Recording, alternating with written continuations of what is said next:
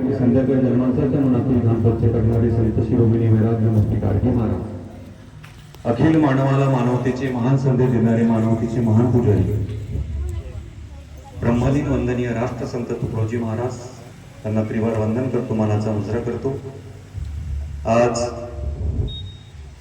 आपल्या बाल सुसंस्कार शिबिराचा तिसरा दिवस, या तिसऱ्या दिवशीच्या सामुदायिक प्रार्थनेच्या कार्यक्रमानिमित्त उपस्थित सर्व अतिथीगण, विशेष उपस्थिती आमचे मार्गदर्शक, आपल्या यवतमाळ जिल्ह्याचे भूषण, कळंब तालुक्याचं नेतृत्व करणारे आमचे धर्मे काकाजी, तसेच त्यांच्यासोबत आलेले आमचे मित्र बिट्टू भाऊ, उपस्थित सर्व प्रार्थनाप्रेमी उपासकांना, शिबिरार्थ्यांना, आपला आजचा हा प्रार्थनेचा तिसरा दिवस आहे। वंदनीय राष्ट्रसंत तुकडोजी महाराजांनी या भारत देशाच्या 7 लाख खेड्याचा अभ्यास केला। मंथन किया हर धर्म का, हर पंथ का, हर देश का, निकला ये सार मेरी शुभ संदेश का, अब विश्व मानव मित्र बनकर पास सबके आएंगे, शांती तभी वे पाएंगे न तो खत्म हो जाएंगे।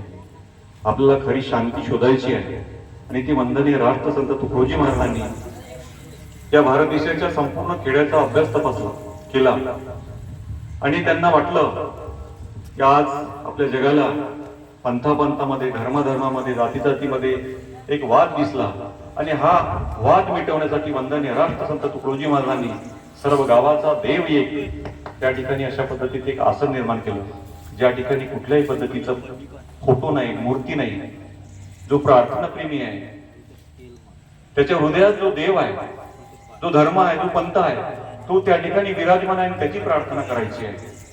म्हणून ही प्रार्थना संपूर्ण गावामध्ये पसरवावी असा जो विश्वव्यापक संदेश आहे वंदनीय राष्ट्रसंत तुकडोजी महाराजांचा, हा प्रत्येक गावामध्ये दरवळावा। महाराज ग्रामगीतेमध्ये म्हणतात की सर्व लोकची आमचे ईश्वर, सर्व गावाची आमचे मंदिर, सेवा करणे निरंतर पूजा आमची। म्हणजे जाणावे ग्राम हेची मंदिर, ग्रामातील जन सर्वेश्वर, सेवा ही पूजा समग्र, हाच विचार निवेदावा। गावातला प्रत्येक माणूस देव झाला पाहिजे, गावात आपलं मंदिर झालं पाहिजे, बाकीचे मंदिर नंतर, पण गाव मंदिर झालं पाहिजे, ही विश्वव्यापक संकल्पना वंदनीय राष्ट्रसंत तुकडोजी महाराजांनी निर्माण केली। आज अलीकडच्या काळामध्ये हे लहान मुलं आपले राहिले नाही, वडिलांची राहिली नाही, गावाची राहिली नाही, यांच्यामध्ये कुठेतरी सुसंस्कार निर्माण व्हावा, गावामध्ये धार्मिकता निर्माण व्हावी, यांच्यामध्ये चांगल्या पद्धतीचा निर्व्यसनीपणा निर्माण व्हावा, यांच्यामध्ये राष्ट्रप्रेम, धर्मप्रेम, राष्ट्रीय एकात्मता जागृत व्हावी, या अनुषंगाने आम्ही ह्या बाल सुसंस्कार शिबिराचे या ठिकाणी नियोजन करण्यात आलं। बाभळगाव तालुक्यातल्या जवळपास 30 ते 35 गावचे या ठिकाणी विद्यार्थी आहेत। नवीन नवीन कळंब तालुक्याचे सुद्धा 10 ते 15 मुलं आहेत, आमच्या दोनोड्याची मुलं आहेत, काही मेंढल्याची मुलं आहेत, म्हणजे जवळपास या ठिकाणी 40-50 गावचे मुलं आहेत। आता हे मुलं या ठिकाणी सामुदायिक प्रार्थना शिकतील, सामुदायिक ध्यान शिकतील। या ठिकाणी मुलगा आल्यानंतर या ठिकाणी 3 दिवसापासून कुठलाही मोबाईल नाही, कुठली टीव्ही नाही, चहा नाही, वाईट गोष्टी नाही, वाईट बोलणं नाही। या ठिकाणी वेगवेगळे लोक येऊन या ठिकाणी संदेश देतात। सगळं या ठिकाणी जो राष्ट्रसंताचा नव्हे तर या आतापर्यंत जेवढे काही संत सामुग्री झालेली आहे, त्या संतांचा विचार या मुलांपर्यंत पोहोचला पाहिजे, हा मुख्य उद्देश ठेवून या शिबिराचं आयोजन करण्यात आलेलं आहे। या निमित्ताने हे सर्वच्या सर्व मुलं आपापल्या गावामध्ये जातील आणि आपापल्या गावामध्ये इथून गेल्यानंतर सामुदायिक प्रार्थना सुरू करतील। प्रत्येक गावच्या या ठिकाणी 5 मुलं आहे, पण हे गावात गेल्यानंतर नक्कीच 5चे 25 करतील। मुलं या ठिकाणी आल्यानंतर तुम्ही चहा पिलेत का रे बाबा? तू इथून गेल्यानंतर तुम्ही चहा पिणार का? हे चहा जर पिणार नाही तर दारू काय पिणार?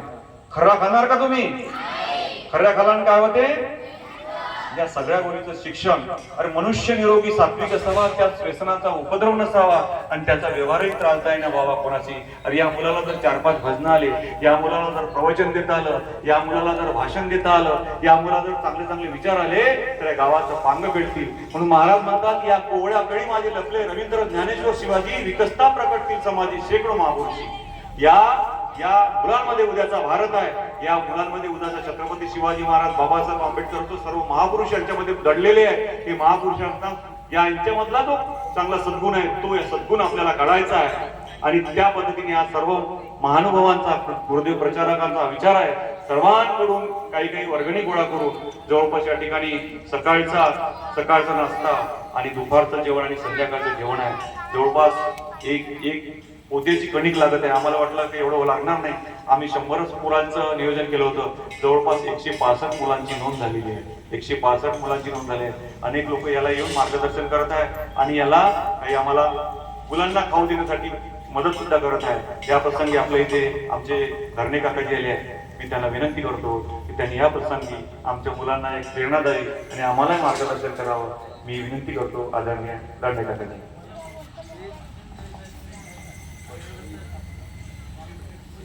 गावामध्ये आदरणीय ठाकरे महाराजांनी आमचे आंबोटे पाटील राष्ट्रसंत तुकडोजी महाराजांचं जे शिबिर विद्यार्थ्यांना मार्गदर्शन शिबिर आयोजित केलं होतं त्याकरता ग्रामीण भागातून प्रत्येक गावातून विद्यार्थी आले.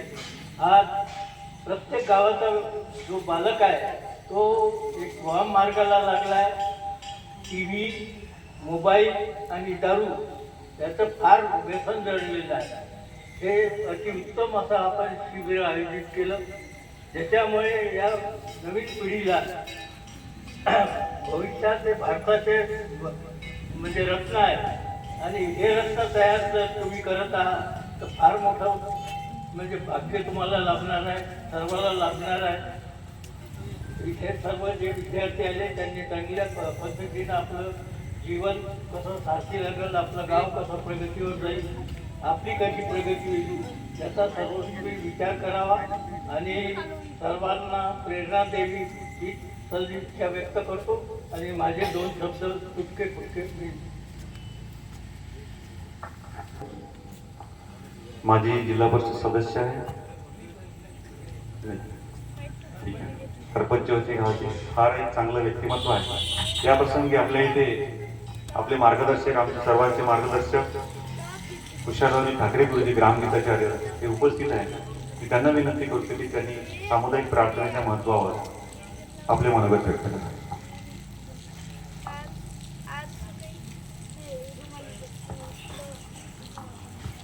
पूजनीय श्री गुरुदेव ब्रह्मलीन वंदनीय राष्ट्रसंत तुकडोजी महाराज, कर्मयोगी संत गाडगे महाराज यांच्या विचारांना अभिवादन करतो. त्याचप्रमाणे या सुसंस्कार शिबिराच्या निमित्तानं विशेष सामुदायिक प्रार्थने करतात उपस्थित सर्व प्रार्थनाप्रेमी, मानवता धर्मप्रेमी बंधू भगिनी आणि माझ्या शिबिरार्थी विद्यार्थी मित्रांना, आज शिबिराचा 3रा दिवस आहे.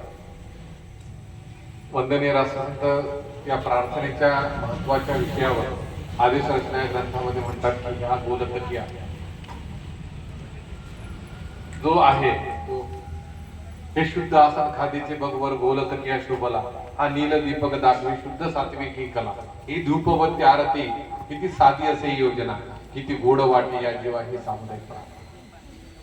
हे जे आसन आता दादा जसं बोलले की कोणत्या धर्मपंथ पक्षाचं चिन्ह नाही, तर वंदनीय महाराजांचा जो उद्देश होता तो उद्देश सर्व धर्माचा समन्वय साधून एक मानवता धर्मप्रेमी माणूस निर्माण व्हावा, राष्ट्रधर्मप्रेमी माणूस निर्माण व्हावा आणि त्याने समाजाच्या राष्ट्राच्या कल्याणासाठी आपलं आयुष्य जिजवावं. आम्ही नसू आमच्यासाठी, जगू मरो सोमवासाठी ही जी संकल्पना आहे ती सत्यात उतरवण्याचा प्रयत्न केला.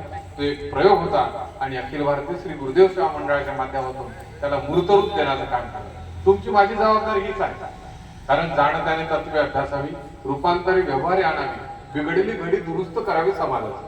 वंदनीय राष्ट्रसंत ग्रामगीतेमध्ये की जे जाणते लोक आहेत, ज्यांनी तत्व अभ्यासलेले आहेत, ज्यांना असं वाटतं की माझ्यामुळे समाजाचं चांगलं झालं पाहिजे, त्या प्रत्येक माणसाच्या खांद्यावर जबाबदारी आहे की बुडते जन देखवेना डोळा म्हणून मी कळवळ आहे. तसे जगद्गुरु तुकोबाराय म्हणतात, तो कळवळा आम्हाला आला पाहिजे आणि त्या कळवळ्यापुढे हा सगळा प्रयत्न. हे फार म्हणजे मोठी गोष्ट होईल किंवा खूप होईल असं नाही, परंतु आपण जिथे आहोत, ज्या भागात आहोत, ज्या क्षेत्रात आहोत, जिथे आपण काम करतो आहोत, तिथे प्रत्येक प्रचारकाचं कर्तव्य आहे. कारण वंदनीय राष्ट्रसंतांची प्रचार महिमा या अध्यायामध्ये सर्व प्रचारकांना जो संदेश दिला की प्रचार खोट्याच खपी बाजा, प्रचार गोट्यास देव कर, प्रचारक युद्धाची वाजवी बेरी आणि वर्षावकर अमृता. प्रचारक जिथे जाईल, कारण हे आपण सर्व प्रचारक आहोत, त्या प्रचारकाची सर्वांची जबाबदारी आहे की जिथे आम्ही जाऊ जिथे जिथे आमचं पाऊल पडेल त्या त्या ठिकाणी अमृताचा वर्षाव झाला पाहिजे. अमृताचा वर्षाव होणे म्हणजे काय, तर माझ्या आयुष्यामध्ये जे चांगलं आहे ते मी इतरांना दिलं पाहिजे. कारण संत म्हणजे नामदेव महाराजांचा सुंदर जो अभंग आहे, नाचू कीर्तनाचे जगी अंगी ज्ञानदीप लावू जगी, त्याच्यामध्ये जे शेवटचं चरण आहे, महाराज म्हणतात दिधल्या देहाचे सार्थक आनंदे भरीन ती मिळो. हा जो आम्हाला ध्येय मिळाला आहे त्याचा आम्ही सार्थक केलं पाहिजे. मग सार्थक कसं होईल, तर तिन्ही लोकांमध्ये म्हणजे पाताळ, मर्त्यलोक आणि स्वर्गलोक या तिन्ही लोकांमध्ये आम्ही आनंद निर्माण केला पाहिजे. मग महाराजांनी ग्रामगीतेमध्ये स्वर्ग नरक याची कल्पना सांगितली. कीर्ती हाची स्वर्ग खरा, अपकीर्ती नरकाचा पसारा. काय साधी आणि सोपी व्याख्या आहे. काय मेल्यानंतर कुठेच जायचं नाही. तर आमच्या 40, 50, 60 वर्षाच्या आयुष्यामध्ये जे जे आम्ही चांगलं करू ते म्हणजे स्वर्ग.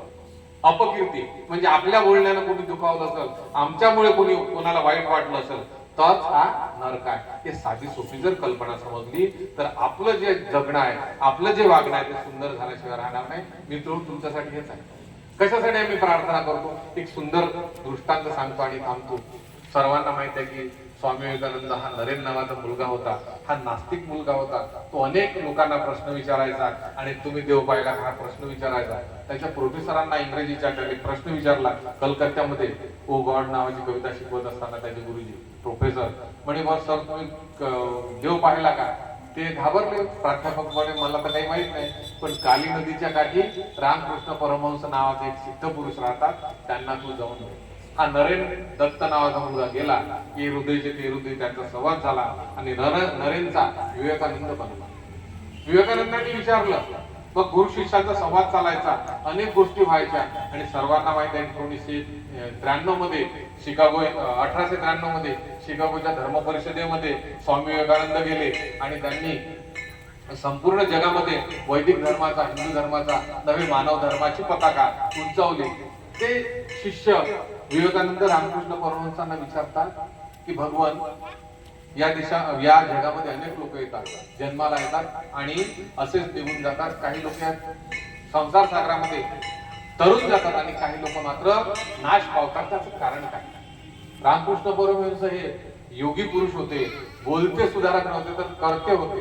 त्यांनी 2 भोपळ्या आणायला सांगितले नरेनला. एका भोपळ्याला छिद्र केलं आणि दुसऱ्या भोपळा मात्र तसाच ठेवला. पाण्यात टाकले. पाण्यात टाकल्यावर त्या नरेनला विचारलं रामकृष्ण परमहंसांनी की नरेन काय घडलं? नरेन म्हणतो की गुरुवर म्हणे, ज्या भोपळ्याला छिद्र होतो तो भोपळा बुडाला. रामकृष्ण परमहंस म्हणतात, नरेन आपल्या जीवनात फक्त तसंच आहे. अज्ञान रूपी, अंधश्रद्धा रूपी, व्यसन रूपी जर छिद्र असेल तर माणूस भवसागरात गटांगळ्या खातो आणि तो रसातळाला जातो. ते छिद्र बुजवून जर आपण माणूस पण जपलं तर त्या भोपळ्याप्रमाणे तरंगतो. म्हणून महाराज म्हणतात की हाय प्रार्थना गुरुदेवशी स्वर्ग समसंसार. मग काय काय केलं पाहिजे? अनिंद्रियो प्रताप करम वीरो होते तीरो, गुणधर्म दुनिया में बडे, सब जीव से करतो. ह्या सगळ्या ज्या चांगल्या चांगल्या गोष्टी त्या आम्हाला शिकायच्या आहेत. कारण 40, 50, 60 वर्षामध्ये कबीर महाराज असं म्हणतात, खाना पिना सोना है पशु भी जानते, लेकिन मानव जन्म दुर्लभ है, इसे बिरले पाहिजे. सगळेच जगतात, जनावर सुद्धा आपल्या जीवन जगतात, परंतु माणसामध्ये विशेषतः काय, तर त्याचा पाठीचा कणा ताट आहे, त्याचा अंत आहे, त्याला हाताने वस्तू उचलता येतात, तो 2 पायावर चालतो आणि सर्वात महत्वाचं म्हणजे त्याला विचार करण्याची शक्ती आहे. आणि विचार करण्याची शक्ती असल्यामुळे तो इतरांवर अन्याय सुद्धा करतो. विचार करण्याची शक्ती असल्यामुळे तो इतरांचं शोषण सुद्धा करतो. विचार करण्याची शक्ती असल्यामुळे तो भ्रष्टाचार सुद्धा करतो. म्हणून विचार करण्याची शक्ती ती विवेकाकडे नेली पाहिजे. नाही तर वाल्या कोळी होता, अनेक लोकांचे मुंडके उडवायचा, अंगुलीमाल सुद्धा होता, अनेक लोकांना मारायचा. परंतु जेव्हा विवेक निर्माण झाला, तथागत भगवान गौतम बुद्धांनी अंगुलीमालाच्या मनात विवेक निर्माण केला आणि अंगुलीमाल सर्वश्रेष्ठ प्रचारक बनला.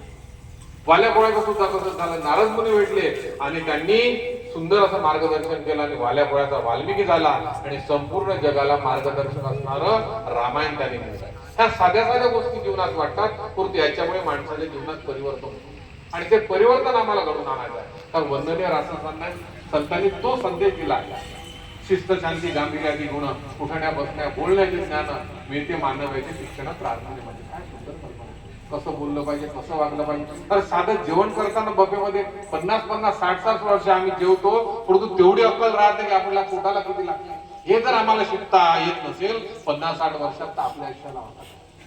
म्हणून ऐशी बाणी बोलिये बन का आपण औरंको शीतल करे आपू शीतल. हे सगळं प्रार्थनेमध्ये शिकवलं जाते. हे आम्हाला शिकून घ्यायचं आहे. माणूस म्हणून सुंदर जीवन जगायचं आहे. 40, 50, 60 वर्षामध्ये जे जे चांगलं आहे ते आम्हाला करायचं आहे. ना हम रहे अपने लिए हमको सभी से करे.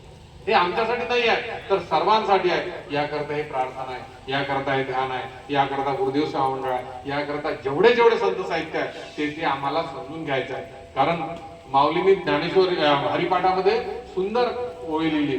नित्यनेम नामी जे प्राणी दुर्लभ लक्ष्मी वल्लभ त्यामध्ये. नित्यनेमानं आपण जे कोणतेही चांगलं काम करतो त्याच्या आपल्याजवळ देव, लक्ष्मी आणि सत्य, सुख हे वास करत असते. ही कल्पना जी आहे ती शाश्वत कल्पना आहे. त्या कल्पनेचाच विस्तार वंदनीय राष्ट्रसंतांनी केला आणि संपूर्ण समाजाला एक सुंदर शाश्वत असं मार्गदर्शन केलं. त्या मार्गदर्शनाची काय करू आम्हाला छान जीवन जगायचं. ते जीवन जगण्यासाठी आम्हालाही प्रार्थना करायचं. जीवन जगण्यासाठी आमच्या मुलांवर संस्कार करायचा आहे. जीवन जगण्यासाठी आम्हाला ज्या ज्या चांगल्या गोष्टी आहेत त्या त्या गोष्टीचं अनुकरण करायचं आहे. कारण लाली मेरे लाल की जित देखो उत लाल, लाली देखन मै चली मै भी उगी. मीराबाई ती लाली आम्हाला कळली पाहिजे. निर्व्यसनाची लाली, व्यसनमुक्तीची लाली, अंधश्रद्धा मुक्तीची लाली, ह्या सगळ्या वाईट गोष्टी दूर होऊन एक सुंदर महान मंगल जीवन आम्हाला जगायचं आहे. त्यासाठी ही प्रार्थना आहे. त्याच्यासाठी हे संस्कार शिबिर आहे. मी सर्व शिबिराच्या आमच्या मार्गदर्शक शिक्षकांना खूप खूप धन्यवाद देतो. आता मी गेली 35 वर्ष या विद्यार्थ्यांसोबत राहतो, परंतु किती तारेवरची कसरत आहे हे मला माहित आहे. खरंच तुम्हाला खूप खूप सलाम. मुद्दाम रोज येण्याचं तेच प्रयोजन होतं. कारण गुरुजींनी द्यावे आयुष्य धडे आपला आदर्श ठेवणे पुढे. तुम्ही खरंच गुरुजी आहे, इमानदार गुरुजी आहे. 1 रुपयाचं काही नाही. उलट पदरच्या खिशातून पेट्रोल आमचं, गाड्या आमच्या, हे सगळे लोक तुम्ही खरंच महान आहात. खरंच तुमची नोंद इतिहासात ही आणि चिमणीचा सुंदर दृष्टांत आहे. म्हणते जंगलाला एक नीतिशास्त्रामधली सुंदर गोष्ट आहे की जंगलाला आग लागली आणि एक चिमणी आपल्या चोचीत पाणी घ्यायची, त्या आगीमध्ये 2 थेंब टाकायचे. कावळा पाहत होता, तो हसतो आणि म्हणतो चिमणीताई म्हणे बा एवढा मोठा आग लागली आहे, तुझ्या त्या 2-4 थेंबाने वनवा विझेल का? चिमणीचं उत्तर तुमच्या माझ्यासाठी, उपासकांसाठी. चिमणी म्हणते दादा या माझ्या 2 थेंबाने आग विझेल की नाही हे मला माहित नाही, परंतु जेव्हा या आगीचा इतिहास लिहिला जाईल तेव्हा आग लावणाऱ्याच्या यादीत माझं नाव नसेल तर आग विझवणाऱ्याच्या यादीत माझं नाव असेल. याच्याकरता माझा प्रपंच आहे. मला असं वाटतं की आम्ही समजून घ्यावं. इतिहासामध्ये आपलं नाव कसं नोंदलं जाईल ते खरं महत्वाचं आहे. ते आपण खरंच समजून घेतलेलं आहे मला असं वाटते. आणि त्याच चिंतन आपण सतत करत असतो. ते चिंतन आपल्या सर्वांच्या हृदयात आहे. कारण गुरुदेव जो महाराज जसं म्हणतात गुरु हाडा मासाचा नव्हे, गुरु नव्हे जाती संप्रदाय, गुरु शुद्ध ज्ञान तत्वाचे आहे, अनुभवी आहे. ते ज्ञान तत्व तुमच्यामध्ये आहे. त्या विद्यार्थ्यांमध्ये उतरवण्याचं तुम्ही काम करतात. त्याला खूप खूप कोटी कोटी मी शुभेच्छा देतो आणि माझ्या मनापासून तुम्हाला सलाम करतो आणि माझ्या शब्दांना विराम देतो. धन्यवाद. जय गुरु. हा आपल्या सर्वांच्या माध्यमातून छोटासा प्रयत्न आहे.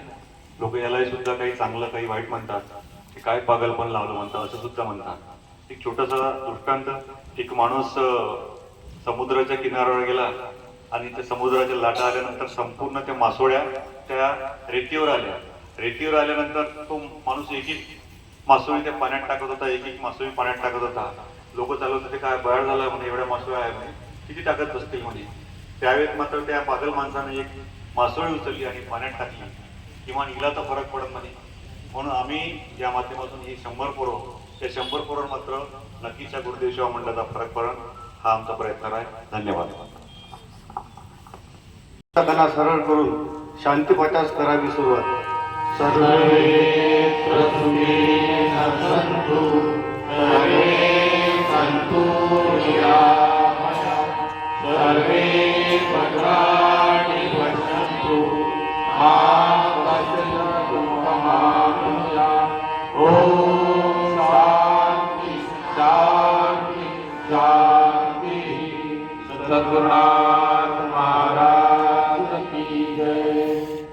यानंतर काही वेळ आत्मचिंतनास करावी सुरुवात.